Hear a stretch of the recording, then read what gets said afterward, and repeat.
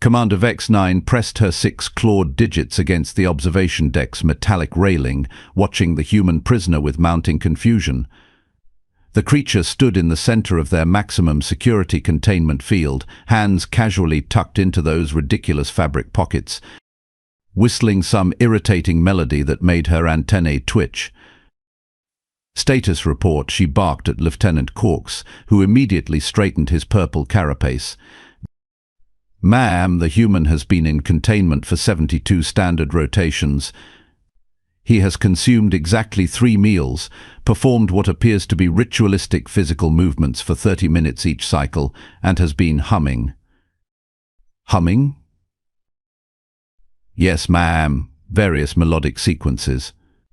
Our xenobiologists believe it might be some form of psychological warfare." Vex-9's mandibles clicked in amusement.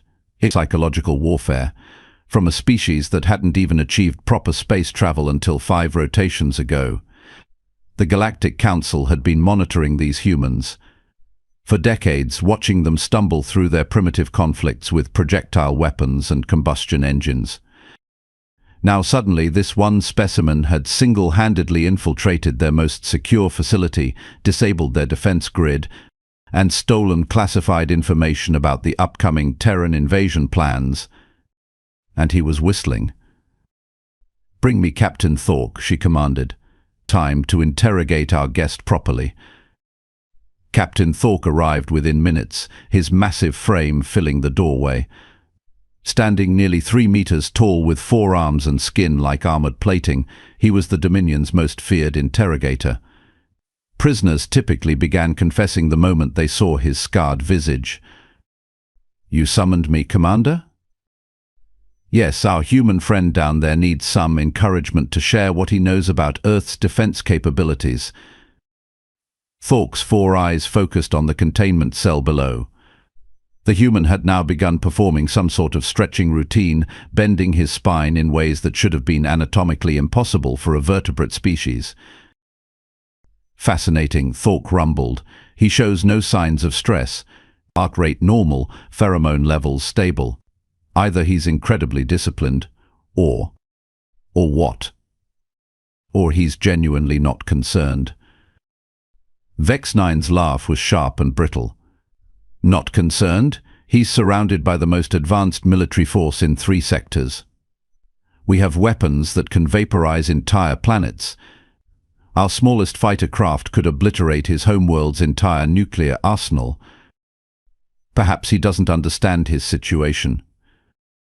"Oh, he understands perfectly. Watch this." She activated the communication array, her voice echoing through the containment cell. "Human, I am Commander Vex-9 of the Galactic Dominion 3rd Fleet. You will answer my questions." The human looked up, and for the first time since his capture he smiled. It was not the expression of a terrified prisoner. It was the smile of someone who had just heard an excellent joke. "Well, hello there, Commander Vex-9, he said, his voice carrying that peculiar accent typical of the North American continent. "I'm Jake Morrison. Nice to meet you. Love what you've done with the place, very purple." "It's purple." He was commenting on their interior design. "You have stolen classified military intelligence," Vex-9 continued, fighting to maintain her composure. "You will return it immediately and provide us with detailed information about your planet's defensive capabilities." Jake stretched his arms above his head, joints popping audibly. "Defensive capabilities? Oh boy, where do I even start with that one?" "You will start by taking this seriously," Thork interjected, his voice a bass rumble that had made warlords weep. "Do you comprehend the magnitude of your situation, human?" "Let me see," Jake said, counting on his fingers. "I'm trapped in an energy field on an alien warship surrounded by hostile extraterrestrials who want to invade my planet. Your boss there sounds like she's having a really bad day, and you, big guy, you look like you bench press small moons for fun. Did I miss anything?" The casual assessment was delivered with such matter-of-fact calm that several junior officers exchanged worried glances. Prisoners weren't supposed to sound bored during their own interrogation. Your bravado is amusing, Vex-9 said, but ultimately pointless. This vessel alone contains enough firepower to reduce your Earth to cosmic dust. Surrender your information willingly, and perhaps we'll allow your species a quick death. Jake's eyebrows rose. A quick death? Wow, you guys really know how to sell a deal. But here's the thing, Commander. I think you're operating under some false assumptions. Enlighten me. Well, first off, you seem to think I'm here by accident. Like I just wandered onto your super-secret space station by mistake while looking for the bathroom.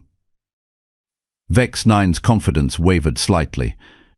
Their security footage clearly showed the human arriving in a primitive single-occupant craft, somehow bypassing 17 layers of detection systems without triggering a single alarm. Secondly, Jake continued, beginning to pace within his containment field, you keep talking about how powerful and scary you are. Ooh, we can blow up planets, ooh, we have big scary weapons. But here's what's interesting to me. He stopped pacing and looked directly up at the observation deck, his gaze somehow finding Vex-9 despite the one-way barrier. If you're so powerful and advanced, why haven't you invaded Earth already? The question hung in the air like a toxic gas cloud. Lieutenant Corks shifted uncomfortably. Captain Thorke's 4 eyes narrowed.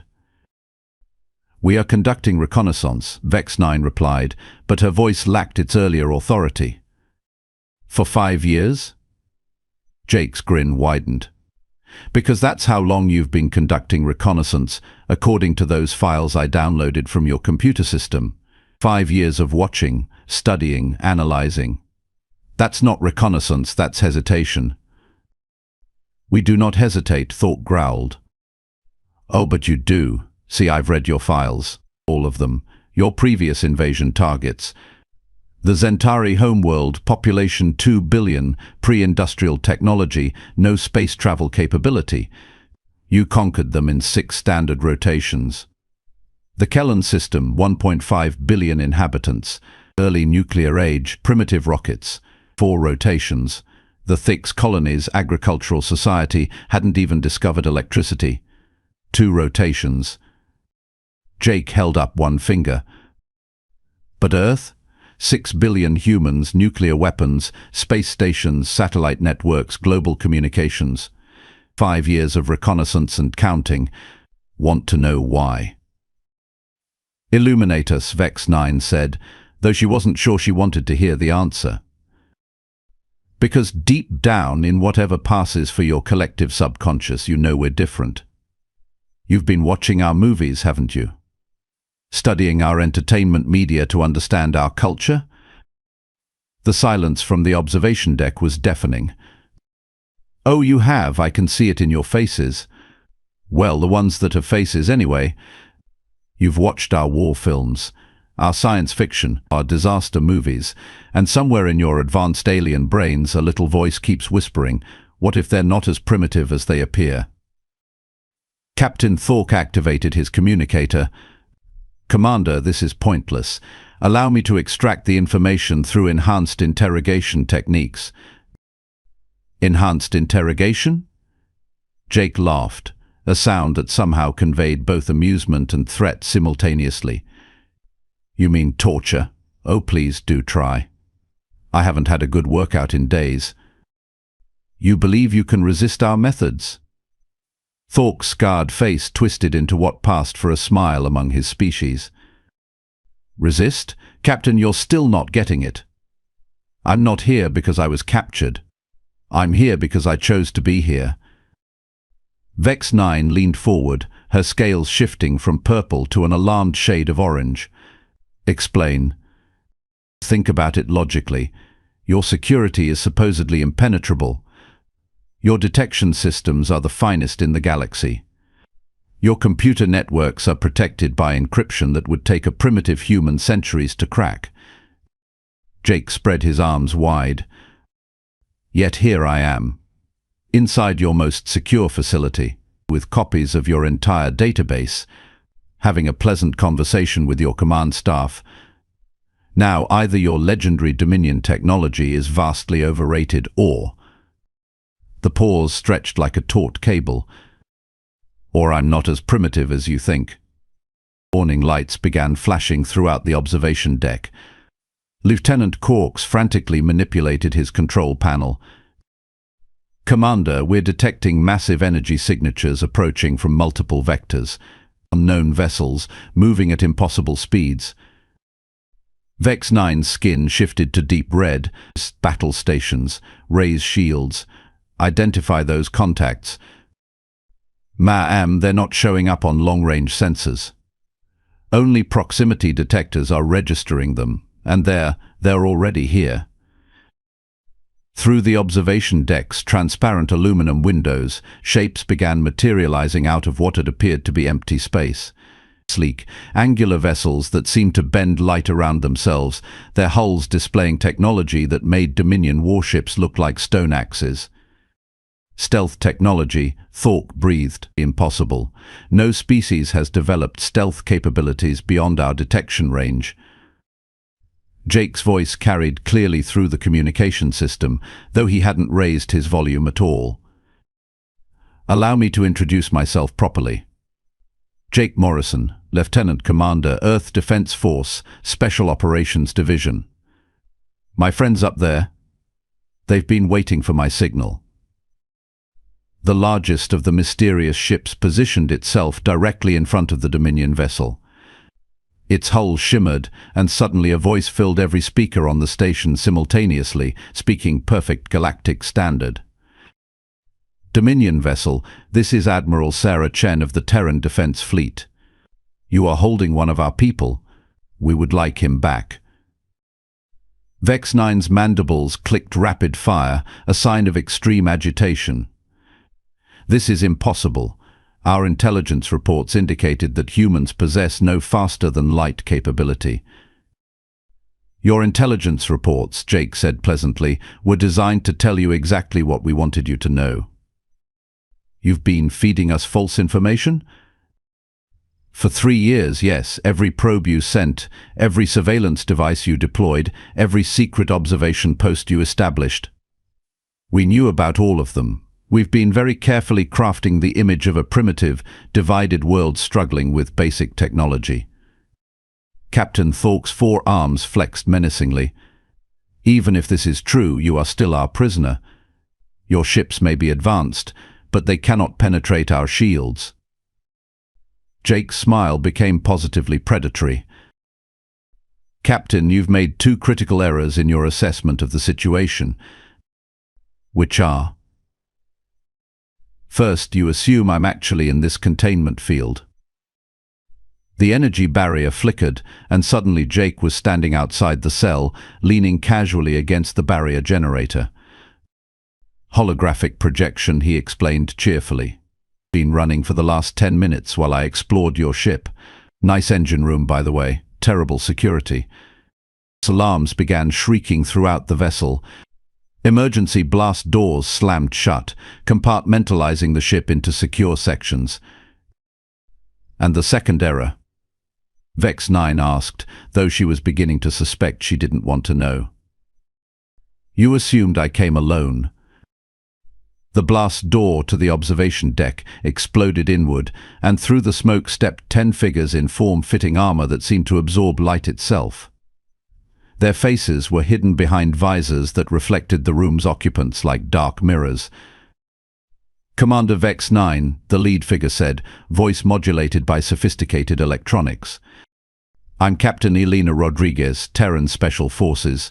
My team and I have been aboard your vessel for approximately 6 hours. We've disabled your weapons systems, compromised your navigation, and taken control of your communication array.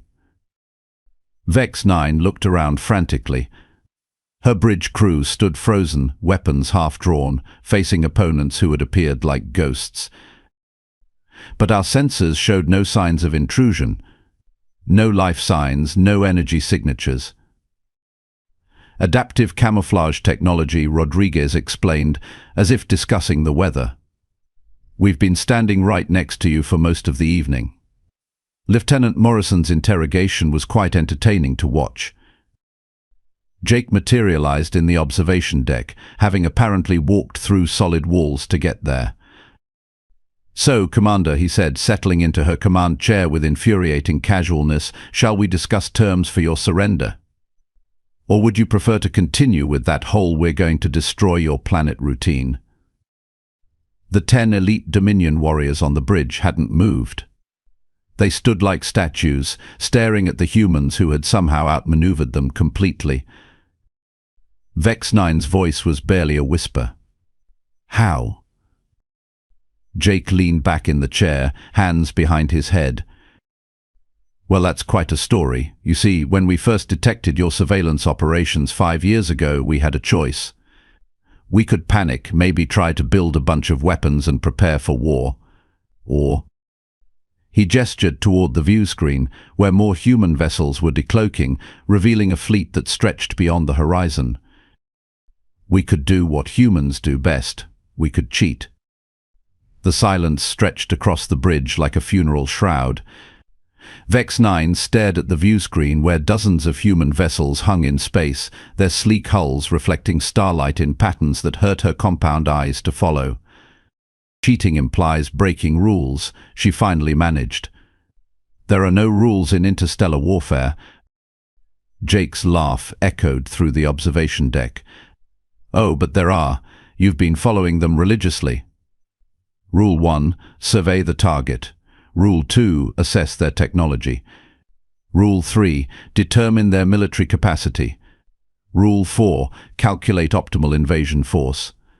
Rule 5, attack when victory is guaranteed." He stood up from her command chair, walking over to the tactical display that showed Dominion fleet positions throughout the sector. "The problem is, you've been playing by rules we wrote." Lieutenant Corks's voice cracked like breaking glass. "That's impossible. These are Dominion military protocols developed over centuries of successful conquest. Developed by studying the conquered civilizations, right?" Captain Rodriguez interjected, her modulated voice somehow conveying amusement. "Learning from their mistakes, adapting their strategies, incorporating their technologies into your own." Vex 9's antennae twitched as unwelcome realization began creeping through her consciousness. "The Zentari archives." "Planted," Jake confirmed cheerfully. "The Kellan database." "Fabricated." "The Theek's historical records." "Complete fiction." "Every single civilization you've conquered in the past 50 years was actually a human colony, populated by volunteers who agreed to play the role of primitive aliens." The observation deck erupted in chaos.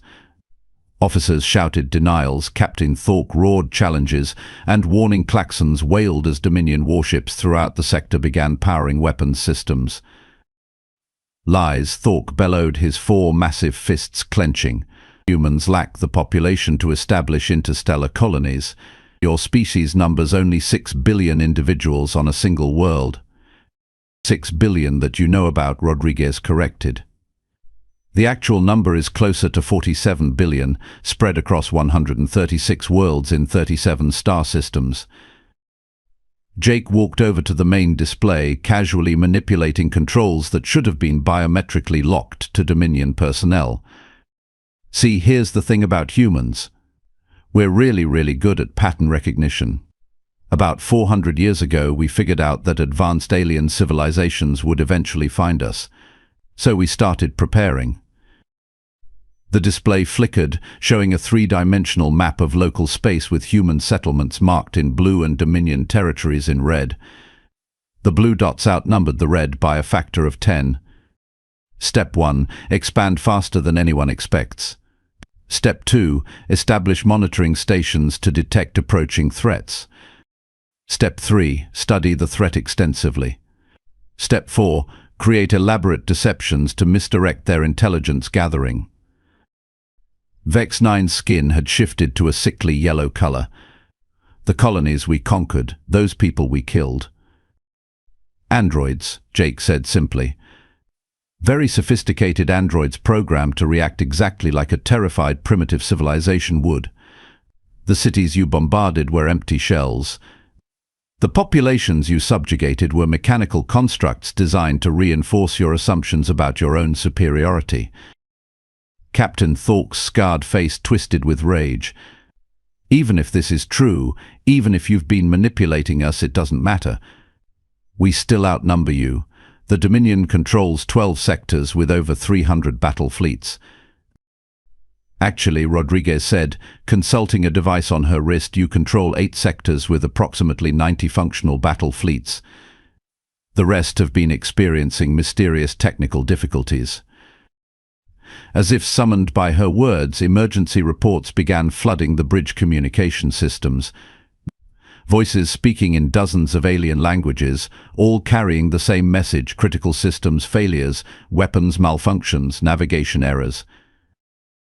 You see, Jake explained, perching on the edge of the tactical station, while you were busy congratulating yourselves on conquering fake civilizations, we were infiltrating your real infrastructure. Supply depots, manufacturing facilities, command networks, even your central intelligence databases. He gestured toward the view screen where Dominion vessels were beginning to drift listlessly, their running lights flickering erratically. Turns out, when you base your entire technological development on reverse engineering captured alien tech, you become vulnerable to anyone who understands the original source code. Vex 9's voice was barely above a whisper. The Zentari quantum processors, designed by Dr. Amanda Foster at class of 2387. The Kellen fusion reactors, Professor Liu Wei's doctoral thesis from Beijing Technical University. The Thix gravity manipulation systems. That was a collaborative effort between the European Space Consortium and the Mars Colonial Engineering Corps. The alien commander's legs gave out, and she collapsed into her chair, staring at the tactical display where her mighty fleet was slowly falling apart. Every piece of advanced alien technology you've based your civilization on for the past half-century came from human minds. We've just been letting you borrow it while we develop the real next-generation systems. Lieutenant Corks was frantically working his console, trying to re-establish contact with Dominion Command. Sir, I'm detecting massive energy buildups throughout human space. Hundreds of installations that weren't there yesterday are suddenly active. Jake nodded approvingly. Ah, the signal finally went out. Ladies and gentlemen, allow me to present humanity's actual defensive network. The view screen shifted to show a wide-angle view of the star system. What had appeared to be empty space moments before now revealed an intricate web of defensive platforms, each one bristling with weapons that made Dominion technology look like primitive slug throwers. Hidden in plain sight using selective electromagnetic manipulation, Rodriguez explained. Your sensors were programmed to ignore anything broadcasting on specific frequencies we've been using for our real military communications for decades. Captain Thorke was still trying to process the magnitude of the deception. But why? Why this elaborate charade? If you possessed such capabilities, why not simply destroy us when we first arrived in your territory? Jake's expression grew serious for the first time since his capture. Because, Captain, we actually read your history. All of it. The real records, not the sanitized versions you tell yourselves. 3,000 years of conquest, 700 species exterminated, 12 entire star systems rendered uninhabitable through your pacification campaigns. He stood up, and suddenly his casual demeanor was replaced by something that made even Thorke take a step backward. We could have vaporized your entire civilization before you knew we existed, but that would have made us just like you. Instead, we chose a different path. Admiral Chen's voice filled the bridge again, calm and professional. Dominion vessels, you are surrounded and outgunned by a factor of approximately 50 to 1. Your weapons are offline, your navigation is compromised, and your communication with Dominion Command has been severed. Vex 9 looked up at Jake with something approaching desperation. What do you want? Surrender, he said simply. Complete unconditional surrender of all Dominion military forces. immediate cessation of all aggressive activities against inhabited worlds, and full cooperation with the establishment of a new galactic government based on voluntary participation rather than conquest. And if we refuse? Jake's smile returned, but it was no longer friendly. Then we demonstrate why humans have been considered the galaxy's most dangerous species for the past 4 centuries by everyone except you. The view screen flickered again, showing a Dominion fleet engaged in what appeared to be a routine patrol mission near the outer rim. Suddenly, space around the ships began to distort, and reality itself seemed to fold in on itself. The entire fleet simply vanished. Dimensional displacement technology, Rodriguez noted casually. They're not destroyed, just relocated to a pocket universe where they can't hurt anyone. We'll let them out when they've learned better manners. Throughout the bridge, Dominion officers stared in horrified fascination as similar scenes played out across dozens of star systems. Massive fleets, orbital installations, and entire military worlds simply disappearing as human forces revealed their true capabilities. "The choice is yours, Commander," Jake said, settling back into her chair. "You can accept our terms and help us build a better galaxy, or you can join your fleets in interdimensional timeout until you're ready to play nicely with others." Vex 9's compound eyes focused on the human who had single-handedly orchestrated the downfall of the mightiest military force in known space. "How long?" she asked quietly. "How long what? How long have you been planning this?" Jake checked his wrist chronometer, a device that Vex 9 now realized was probably far more sophisticated than any Dominion technology. "About 437 years, give or take a few months. We started the planning committee right after we figured out faster-than-light communication. Took us a while to work out all the details." He leaned forward, his expression becoming almost conversational. "The funny thing is, if you'd just asked nicely to be friends instead of planning to conquer us, we would have been happy to share our technology.